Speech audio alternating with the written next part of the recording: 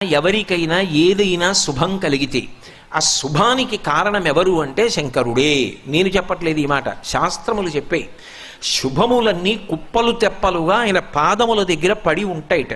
ఆయన అనుగ్రహించాడు అనుకోండి, ఓసారి ఇలా అంటాడు అంటే అది ఎగిరి వెళ్ళి ఇంటికి తోరణంగా పట్టుకుంటాడు. అందుకే ఒక గడుసు కవి ఒక మాట అన్నాడు, నేను ఓ పువ్వు పట్టుకొచ్చి మీ పాదాల మీద వేశాను అనుకోండి, నేను వేసినది ఇది పువ్వు, మీ పాదముల మీద ఉన్నది ఇది పువ్వు. నేను ఒక పువ్వు పట్టుకెళ్ళి మల్లికార్జున లింగం మీద వేశాను అనుకోండి, పరమ ప్రేమతో వేశాను అనుకోండి, ఆ పువ్వు ఓ ఏడాది తర్వాత నా ఇంటి మనవడు. నేను ప్రేమతో వేసిన పువ్వు 2 ఏళ్ల తర్వాత నా ఇంట్లో మనవరాలు. నేను ప్రేమతో వేసిన పువ్వు నేను కట్టుకునే ఒక ఇల్లు. నేను వేసిన పువ్వు నాలో కలిగేటటువంటి భక్తి. నేను వేసిన పువ్వు ఏ వయస్సులో నాకు రావాలో ఆ వయసులో